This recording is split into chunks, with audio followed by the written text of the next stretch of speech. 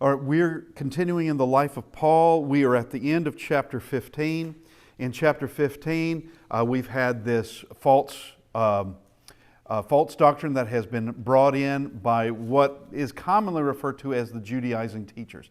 Now, that's not a biblical term. That's what they've just been called throughout the years, Judaizing teachers. As we saw, there were Pharisees who supported this, or I should say, well, they should be past Pharisees. They're coming out of Phariseeism, but now they're Christians, but there's still an attitude. There's an attitude that just kind of lingers with some of them. Not with all, because Paul happened to be a Pharisee, the son of a Pharisee.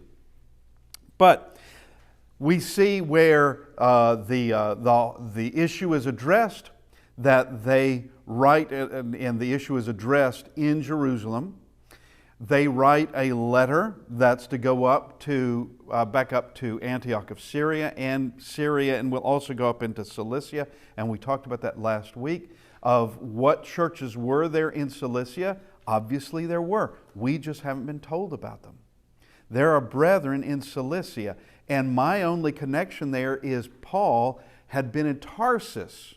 He had gone back to Tarsus after his conversion. Actually, it's about 3 years, and he goes to Jerusalem. He has to escape Jerusalem, and he goes back up to Tarsus in Cilicia. Did he start the church in Cilicia? We don't know. Maybe not, but the fact that he is in Tarsus, I don't think that Paul just was giving up when he went to Tarsus at all. I think that if there had not been a church in Tarsus, that he would have started it, or if there was one, he would have just become part of it. Because that's where Barnabas finds him. Now, they go back to Syria, and they're going back with two men. One man has been introduced for us who is going to be significant, and that is Silas. Silas is introduced in this section, and he goes back up as one of those witnesses. The other is Judas Barsabbas. And now he's going to go back to Jerusalem. After his work up there is done, he's going to go back to Jerusalem. Silas is not going to go back to Jerusalem. And Silas, his plan was to stay in Antioch, I guess, for a while, at least. And both of these men are going to be described as prophets. Both Silas and Judas Barsabbas, described as prophets. And they have gone up there as witnesses and as confirmation. So to fully confirm what was the conclusion in Jerusalem, you have Paul and Barnabas who go down there, men from Antioch who go down there as well. One of those was Titus, though Luke does not tell us that in the book of Acts. Paul does in the book of Galatians. He does tell us that Titus was with him. And other men from Antioch, they go down to Jerusalem. Coming back out of Jerusalem with what was concluded there in Jerusalem, which, as we have pointed out, Paul and Barnabas did not need any conclusion from Jerusalem. They knew what the conclusion was. They knew what it was.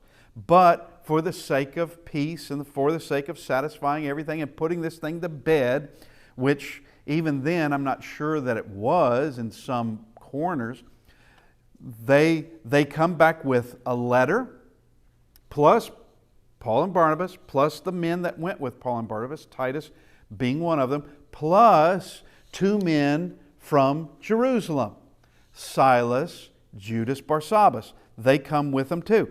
And so they read the letter, and then they stay the brethren are encouraged, they are strengthened, they rejoice over this. And let's just begin in verse 32. Now Judas and Silas themselves, being prophets also, there's no comma there, prophets also, exhorted and strengthened the brethren with many words. So these are skilled men. And, well, they're more than skilled men, they're prophets. They're prophets. Which means they are inspired. They don't write a book, but there's plenty of prophets that were non-writing prophets. And after they had stayed there for a time, they were sent back with greetings from the brethren to the apostles. However, it seemed good to Silas to remain there. Silas decides he's going to stay. So what occurs with Silas, Silas has no idea what his future is going to be. He does not know he's going to be going on the second missionary journey. That's not his plan. His plan, because he has no idea that Paul's going to decide to do this anyway. Nor does he know what's going to happen between Paul and Barnabas. Silas is just there as someone to help in Antioch. And that's while Judas goes home, Silas does not. Okay, so he decides he's going to stay. And so we come to verse 33, and after they had stayed there for some time, we have read that. So they've been there for a while. That's the point, really, that from my notes that I wanted to get to. They had stayed there for a time. So how long is a time? Well, we don't know, but they stayed there for a while. It's not just for a few days. So they stayed there for a while, for a time, and Judas goes back. Silas remains. Verse 35, and before we get to, Paul and Barnabas also remained at Antioch, teaching and preaching the word of the Lord with many others also. So who was there preaching with Paul and Barnabas? You have Paul and Barnabas. They are there. They remain there in Antioch. So they have Silas. And the next ones we're only getting from chapter 13, verse 1. Simeon, if he's still there. Lucius, if he's still there. Manaen, if he's still there. These could have remained there. These could have still been there, but we don't know. What we do know is there are many others who are teaching there as well. And Antioch is a very stable congregation and a very strong congregation because they have these powerful teachers that are there. Paul and Barnabas are only there temporarily. Now we come to verse 36. Here is the dispute. And it starts off. Then after some days, verse 36, then after some days, Paul said to Barnabas, let us now go back and visit our brethren in every city where we have preached the word of the Lord and see how they are doing. So what he is saying is to Barnabas, let's take the same track that we took on our trip. Because they're going to visit all the places. They're going to go back to Cyprus, then they're going to head up to Antioch and Pisidia. They're going to go into all those places where Italia, I believe that's one. Anyway, they're going to go to all the places where they had preached, and they're going to visit it again. Okay, doing the same route. Well, maybe okay, that sounds good. Barnabas is ready to do it, but here is where things they have a disagreement. Now Barnabas was determined to take with them John called Mark. Okay, now we know from the first missionary journey, going back, John Mark started out with them and he went to Cyprus with them. But as we have from our map in all this, he goes to Cyprus with them, but once they get to Italia and then into Perga in Pamphylia, he returns back home. He goes back to Jerusalem. And as we addressed it then, we'll just make mention of it now, that whatever the reason, it doesn't matter what the reason is, well, it's pointless to even discuss what the reason is because we don't know the reason. But we do know this, whatever it was, Paul didn't respect it. That's all we need to know. That to try to speculate is just silly in my book. All we need to know is that Paul did not respect that decision and that John Mark abandoned them. In his book, he abandoned them when he was useful. And Paul does not respect the fact that he would only go so far and then wouldn't go any further. Okay? And so Paul does not, while Barnabas was determined, verse 38, but Paul insisted that they should not take with them the one who had departed from them in Pamphylia and had not gone with them to the work. Because there was more places to go to. They were before they turned around and came back. But when they turned around, they were still visiting those cities and then returned back to Antioch. But John Mark departs from them in Pamphylia. It's in Perga, in Pamphylia, and he goes back home.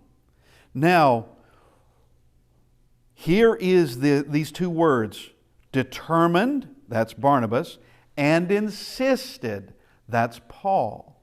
And we're dealing with two different people with two different focuses, two different emphases. Paul wants someone who he can rely on because things did not go easy on the first missionary journey. There was a point when he was thought to have been killed, Paul was, and I'm not going to get into any arguments with anybody on whether he was or not, but those who stoned him certainly thought they stoned him to death. They thought he was dead. All right. They were convinced anyway. Whether he was or not doesn't matter with me. But it got serious, and there were places where they had to leave because things were getting rugged, things were getting rough, and they had to leave for their lives, really, and continue on. And he fully expects this is going to happen again, and it will. It will happen again. He's not going to be stoned again, but it will happen again, where he's going into a city and things get rough in that city. Not in every place, but there are more jails, and there are more uproars. There are more things that are about to happen. There's beatings. There are things that are about to happen. Now, while Paul can't know that in his future, he can suspect things are going to get rough. So he needs somebody who's going to stay with them through all that, because this isn't going to be the shallow end. He's going into the deep. And he needs somebody who's going to swim. All right, not coddle. He needs somebody who, not that he has to coddle, but he needs somebody to swim. All right, that's Paul's point of view. Is that wrong? No, it's not wrong at all. There's nothing wrong with that point of view, because there are places to go, and right now they are thinking of that they're going to Lystra again. What happened at Lystra? Well, that's where they stoned him. All right, they're going to some of these other places where you've got he's got enemies in there. Well, actually, both Paul and Barnabas have enemies in there that'll immediately recognize them and want to send them out, get them out. He knows that is going to happen if they were to do precisely what he's planning on doing. Now, what's really going to happen, what is going to happen is that what they're planning is going to turn out very differently. It's going to turn out differently. While Paul will be going to some of those places, he will be going to a lot of new places too. Now, let's talk about Barnabas' point of view, because Barnabas has a different point of view. Barnabas, as his name means, is the son of encouragement. And John Mark, he has sympathy for John Mark. He doesn't want John Mark languishing. If this was something that was in returning back home, if this was something that John Mark saw as shameful in himself, as cowardice in himself, that he's going to be living with this for the rest of his life. All right, yes, ma'am. He is, yeah. He is a nephew. Yeah, John Mark is related to Barnabas. And he wants to help his nephew, but I think more so, he wants to help a young Christian who can be who could be put into the work. He just doesn't need things like he would have seen with Paul. Not that Paul was mean or anything like that, but they're going into rough places that perhaps John Mark didn't want to go into. But that, once again, that's speculation. I can't answer that. But Barnabas wants to bring him back in because he sees someone he can use, and he sees someone that he can develop. And I think that, yes, ma'am. It seems as even though these men are inspired, they're still human. Yes. Yeah. Well, and things that come, daily on a daily basis. yes. And the comment is, while these men are inspired, they are human. And yes, they have their own personalities, they have their own emphasis, they have their own goals, they have the things. And what is transpiring here in this argument, because it's going to be a sharp contention. Let's just read that. Okay, Paul insisted they're not going to take John Mark because he left them in the work. He abandoned them. Verse 39, then the contention became so sharp that they parted from one another. And so Barnabas took Mark and sailed to Cyprus. Okay, now it is a sharp contention, but note what the contention is over. The contention is not a matter of I can't work with you, our personalities clash. They are friends and they respect each other greatly. But it's going to be on the emphasis of what they're doing. Is the emphasis to help John Mark along and with mission work? Well, that's Barnabas. Yeah, that's the emphasis. That's what we do. We can do these two things at the same time. We can do mission work like we said we were going to do, going and tracing over where we've gone, which in essence is what he begins to do in going to Cyprus, but he's not going to go any further than that as far as we know. Not on this. He's going to Cyprus. Is the emphasis going into these dangerous places and needing someone who's going to have the strength and the faith and the courage to stay there no matter what happens, to stay with the work no matter what happens, because it's going to get bad. Or potentially it could get bad. They're going back out into the Gentile world, and it's not just the Gentiles who have a problem with them. Some do. But you also have Jews that rile up the Gentiles, and you have these people who become a mob, people who are easily manipulated, and they get riled up, and then things happen like what occurred in Lystra, where these people go from wanting to worship Paul and Barnabas to now wanting them dead and think they've killed them. All right? So that's an extreme, and it doesn't take too long for that to occur. That's an extreme. Now, according to Paul, that is the emphasis. The emphasis is we are going where the going is going to get rough again. And I can't have somebody walking away from us. I can't. Now, which emphasis is better than the other? Neither one's better. They're just different approaches. Neither one is better. Both of them are very sound. Both are very good. Both are extremely good. And Paul is not morally bound to accept Barnabas' idea, and vice versa. Barnabas is not morally bound to accept Paul's idea. They can disagree in this. They can disagree. Now, they will be parting, while the contention is sharp, they will be parting as friends. And they will not be, and I know this from Scripture, they will not be poisoning brethren's minds over the other one. Last time you were here, you were with Barnabas. Well, let me tell you about Barnabas. All right, and while Silas is a good man, what happened between you and Barnabas? Well, let me tell you, he doesn't. And the reason I know that is from Galatians chapter 2. In Paul mentioning Barnabas and actually surprised at Barnabas's behavior, that he expected more out of Barnabas. And we come to this. Galatians chapter 2, verse 11. Now when Peter had come to Antioch, I withstood him to the face because he was to be blamed.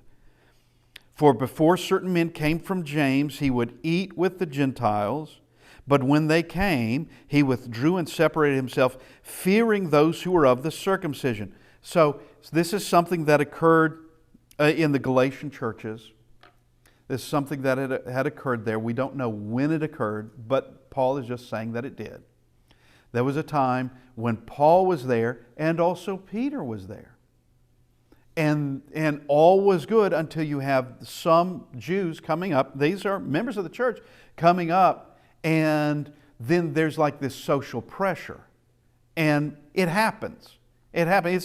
It's not just limited to Jews or Jewish Christians. It's not limited to them. It just happens that here come these from James, and there's this social pressure, and the social pressure is to separate yourself from the Gentiles. Yeah, we're all under Christ, but there's going to be this separation between Jew and Gentile in among brethren. All right. Paul doesn't run with that. And Paul is completely against that. And he says, and the rest of the Jews, verse 13, also played the hypocrite with him, so that even Barnabas was carried away with their hypocrisy. Those words, even Barnabas, is that he expected more out of Barnabas because he had traveled with Barnabas. They had been among Jew and Gentile. Barnabas knew better. And he doesn't say in this, and of course Barnabas was involved. He doesn't say that. He says, and even Barnabas was in with the hypocrisy. He's doing the same thing as the others. He's carried away with it. All right? And so that's a powerful social pressure. It's a powerful one, and it's something that we have to be aware of. We have to be aware of, and because under Christ we're all one. We're all children of God, and we come from different cultures. We come from different languages. We come from different backgrounds. All those things, and having Christ now as our uniter. United with Christ, we're united together. United with Christ, we are all children of God. We are all the same. We are all the same. We are part of this, we are the sanctified, the called out, this island in a sea of madness. Now, why do you want to separate on that island? All right, you don't. Yes, ma'am. Isn't that racism? Yes, it is. And yes, it most definitely is. It's where we are better than you. Okay? And that does wonders for uniting members of the church. Okay? That does wonders for it. That what is wrong with, and someone seeing Peter is like, well, what's wrong with you? And Barnabas, what's wrong with you? And then Paul, are you going to join with this madness? And he's not. He's not going to do it. And calling Peter out right there because it needed to be done. It needed, as embarrassing. I mean, Peter, there is no seniority in the church. There is no hierarchy in the church. Yes, there are apostles, but apostles are humans too. And apostles are under Christ. While apostles have special abilities, Judas was one of them, Iscariot. He was one of them. Okay. And while this would have been terribly embarrassing for Peter, because Peter has a longer history. Well, Paul has a history too, but it's a different history, isn't it? It's a different history. Peter never persecuted the church. Peter accepted Christ almost immediately. And now, here years later, Paul is pointing all this, the mistakes that Peter has made and others along with him, including Barnabas. But the point really that I wanted to make was that even after what we have here in Acts chapter 15, at the end of this sharp contention, he still respected Barnabas. He still respected him. And now we have, so Barnabas and Mark, they sail to Cyprus, which leads me to wonder if John Mark didn't travel with them from Jerusalem.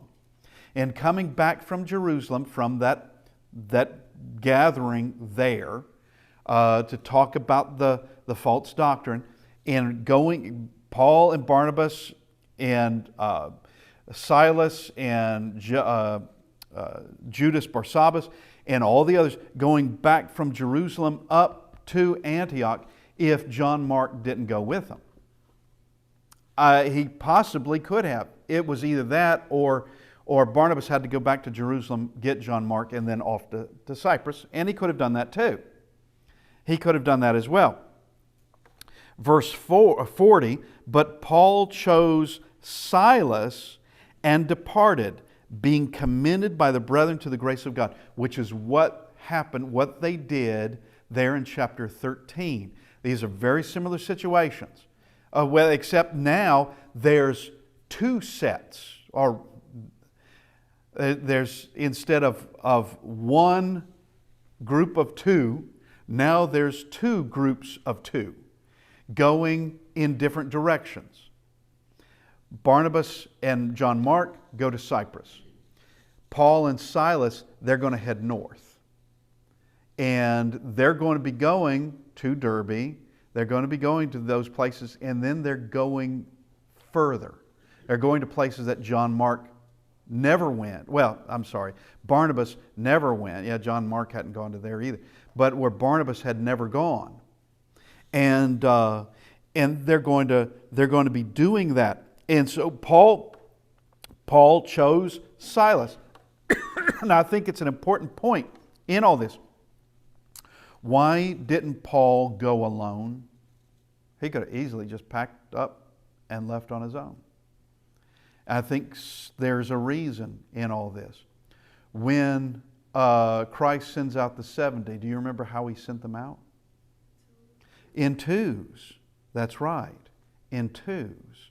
That going out alone will get terribly lonesome. You will have no support whatsoever. And I think that's an important principle to continue today. That sometimes I've heard on occasion of a young man who he's fresh out of preaching school, he's unmarried, and he wants to go off to do mission work. And my first response in all that, aside from that's very commendable, but you have to have somebody with you. You've got to, because it will be terribly lonely. And Satan is going to play on that one. And there will be nobody that, unless things are really favorable in those areas, wherever they're going, it's going to be a lonely life. Okay, and so Paul chooses Silas. And why not? Silas is a prophet. Now, there are others at Antioch, because we've already read, well, Paul and Barnabas were teaching there with many others. There were others, but he chooses Silas to do it. And departed, being commended by the brethren to the grace of God. That's what they did for the first missionary journey. And he went through Syria and Cilicia, strengthening the churches. So they're going through Syria. Well, they're already in Syria. They're in Antioch. But there must be more than one congregation in Syria. Otherwise, it would have just said, and they strengthened the brethren in Antioch, where there were anyway. They didn't have to travel very far for that. But no, they're going through Syria, and they are strengthening the churches, going through Syria and Cilicia. Now, we've already addressed that. They're going into Cilicia. If you look on your map for the second missionary journey, you will see, if you find Syria, now Syria is going to be here, and you have that little word balloon there. Paul and Silas begin their journey from Antioch in Syria. Okay, so they're beginning there, and they head north and then west. They're just basically following the coastline. And with this map, it shows what I thought to be true, that the next major city would be Tarsus, where Paul grew up. Right? He's from Tarsus in Cilicia. Now, could there be congregations in between Antioch, or just between churches in Syria and Tarsus in Cilicia? Could there be other congregations in Cilicia? Yeah, there could be. It doesn't give us the cities that they went to. It doesn't give us that. But I want to pause for a second. Because there's a subject that, well, we need to talk about just for a moment. That whoever wrote the book of Acts, it was Luke, all right. But there's skeptics who will say, no, the book of Acts was written considerably later and it's fake. It's a fake. That's what the critics do. Okay. Whoever wrote the book of Acts sure knew their geography and all of the area and details inside cities. They knew it. Matter of fact, I didn't come prepared to talk about this subject, but there was a historian that he did not believe, and this goes back quite a number of years ago. All right, this goes back maybe early 20th, maybe late 18th. I'm not sure. 19th century, I'm sorry. Early 20th, late 19th. I'd have to look this up because it's been a while since I was looking at this. But there was a historian, I believe he was British. He did not believe the Bible, but he did know Roman history. He's a historian. And he thought, okay, Acts deals with matters inside the Roman Empire, and he goes to study Acts because he knows Roman history. And he found out that Acts was remarkable in its detail, and it knew too much to be faked. It had to have been written when it's portrayed as being written in the first century.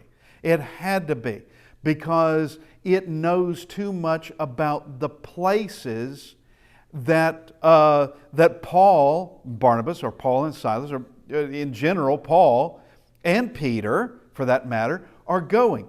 This writer knows too much. And I don't know if you remember, some of you weren't here, but it was Gary Young years ago.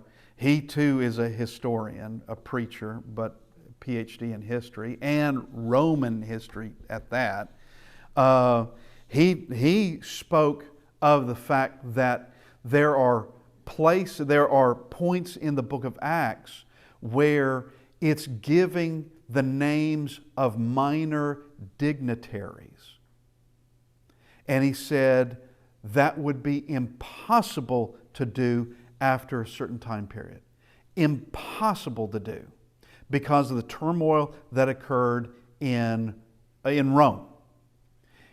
And that if you were faking this, you would give a few of the major names that anybody could do, Caesar and maybe a major governor here or there. But you would leave the minor stuff alone unless you're just, a serious liar, I guess you would be, and you're just making it up. But it's only through archaeology that they have discovered, yeah, that was one of the people that was a dignitary in this city. The records don't have it because we don't have the records for it. But seeing there in archaeology, that was a person here. That was somebody here. And in everything mentioned in some places, it's going to be like just little asides, like with Philippi, which we're going to get eventually. With Philippi, just these little asides that are thrown in, and major things thrown in, such as a theater. Okay, you have to know that Philippi had a theater. As a matter of fact, it had been there for centuries. It had been there. It was made by Philip of Macedon. He's the one that, in the name, he gave it its name too. It had another name.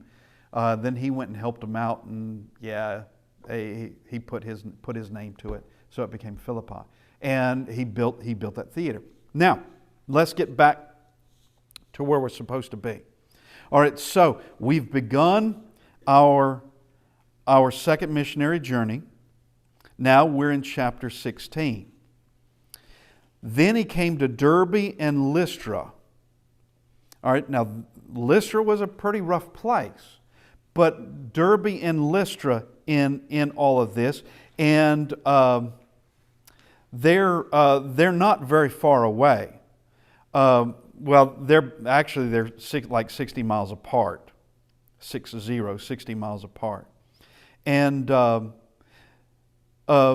they go there, and behold, a certain disciple was there named Timothy, the son of a certain Jewish woman, that's Eunice, we know her name, who believed, but his father was Greek. Now, this is our introduction to Timothy. Timothy is now being introduced. Timothy is going to be, we've got 1st and 2nd Timothy. That's Paul's writings, letters to him. We also have Timothy being mentioned in different books as someone who is very faithful preacher. And he is found in Derbe and Lystra, in that area. All right? His name is Timothy. He's son of a Jewish woman who believed. So his mother is Jewish, his father is Greek. But notice, it says his mother was Jewish and believed, but his father was Greek. So his father is Gentile. He has a Gentile father. But it doesn't say he believed. It doesn't say anything about him other than he's Gentile, which is going to, that's rather important part in this in just a second. He was well spoken of by the brethren who were at Lystra and Iconium. So those in Lystra knew about him. Those in Iconium knew about him. So that's even further away. All right. So here is this young man, well spoken of. Paul wanted to have him go on with him, and he took him and circumcised him because of the Jews who were in that region, for they all knew that his father was Greek. Okay, so this brings a great big question. Didn't we just go over chapter 15, and the major point of chapter 15 is you do not have to be circumcised to be saved? So what's the deal? What is the deal? Why have this Timothy, his father is Greek, all the Jews know his father is Greek, and going to have him circumcised? And Paul, wanting him to go with them, he took him and had him circumcised. Now, why? All right, to answer that question, actually, Luke does answer the question because of the Jews who were in that region. Notice, it's not for salvation. This is a matter of expediency. This is a matter of stopping all arguments. All right? Because what had just been settled? What had just been settled was in chapter 15. Okay? Now, we come to chapter 16. Chapter 16, and, well, that problem is going to be found, but also there, with the Jews in that region, they may have a tough time with Timothy, knowing that his father is Greek, he's uncircumcised, knowing that, okay, Paul's just defending his friend. That's all he's doing. That's all this is. He's just defending his friend. Or that here is this young man. What is he? What is he anyway? All right, he's half and half here. Father is Gentile, mother is Jew. All right, what is he in all this? And it was to stop the mouths of the Jews there, so that Paul and Timothy and Silas could address things, could preach, and the subject isn't always, but what about this guy? Let's talk about him for a moment, because he's a problem. He's a problem in the room. All right, they're going to stop that. They're going to stop that. And Timothy goes along with it. All right, that's just what's going to happen for him to have to be with them. That's a controversial issue in the brotherhood too, as to whether or not Paul did what was right. Well, I suppose people make controversy of all kinds of things, but now Titus will not be. Titus does not, because Titus is not in this situation. Or Titus would not be circumcised. Well, he didn't need to be. All right, from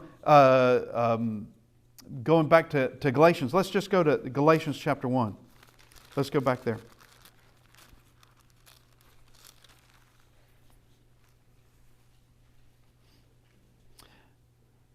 Okay. Then after 14 years I went, chapter 2. Galatians chapter 2, verse 1. Then after 14 years I went up again to Jerusalem with Barnabas, and also took Titus with me. And I went by revelation and communication to them that gospel which I preached among the Gentiles, but privately to those of reputation. Verse 3, yet not even Titus, who was with me, being a Greek, was compelled to be circumcised. Okay, he's Gentile, all right, and he's not going to be, because there is no need to be, except under some kind of expediency, to stop all the discussions that need to be stopped, so they can just get to what needs to be addressed. That is, strengthening the churches and preaching the gospel. That's what needs to be addressed.